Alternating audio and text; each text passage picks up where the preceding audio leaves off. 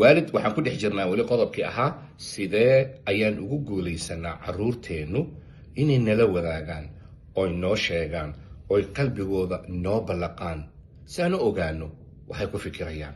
qaar baa caruurta waxay ku fikiri karaan walciyaadu billah isdil saan hore usoo sheegnay. qaar baa depression la tacaalaya ma ogid. qaar baa saaxiibo xunxun ay jiidanayaan ma ogid. qaar baa maandooriye dhexgelaya ma ogid. qaar baa gangs iyo violence ku biiraya ma ogid.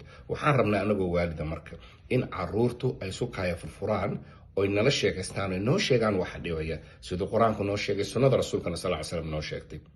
laba qodob baynu ka soo hadalnay. qodobka saddexaad waxa weeyaan create a family time. u fiirso, waxaad samaysaa sitimaankii hal mar ha noqoto, bishii hal mar ha noqoto, maalinkii 30 daqiiqo ha noqoto, wax la yidhaahdo family time schedule. xilliga iyada ah taleefanada meel baa la iska dhigi, tv-ga waa la baktiini, hooyo iyo aab iyo awlaad isu soo hor fariisanaya. waxa aad kala hadlayso marka waa small conversation, waa wax ku saabsan gameska ay ciyaaraan, buugtay akhriyaan, saaxiibadood waxay isdhaheen. ma aha conversation lagu qasbay ee waa mid iyaga aan rabno. wax walboy jecel yihiin caruurta. waxaa jira movie ay jecel yihiin, gamam ay jecel yihiin, dhar ay jecel yihiin.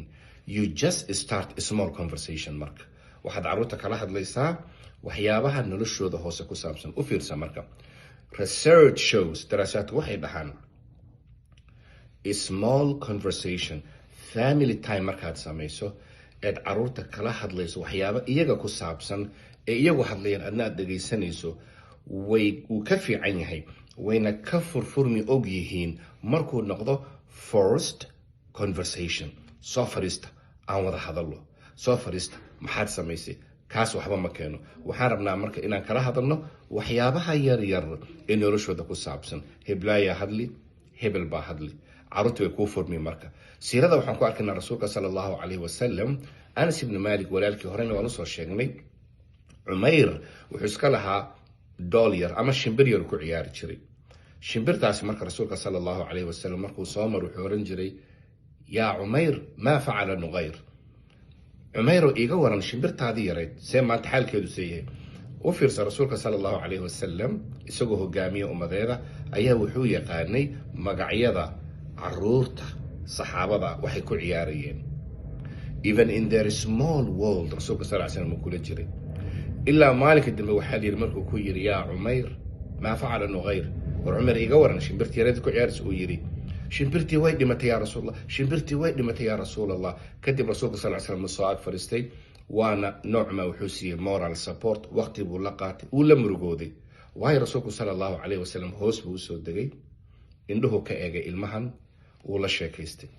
innaga inta badan communication marka la yidhaah waxay dareemayaan awlaadu inay maxkamad saaran yihiin. waxay dareemayaan awlaadu in la jaajgaraynayo. waxay dareemayaan inay dhib sameeyeen baxar ku jiraan. ma rabna marka. ha soo fadhiistaan. aabe bugeed akhrisaa, hooyo geemkeed ciyaarteen, maanta iskuulka tiimamkee ciyaaray, tiimamka basketballka waxaan daadankeed u jeceshahay. conversationka yar wuxuu u gogol xaaraa, uu kuu furfuraa midka weyn inay kaala sheekaystaan. kaasa a marka the first step.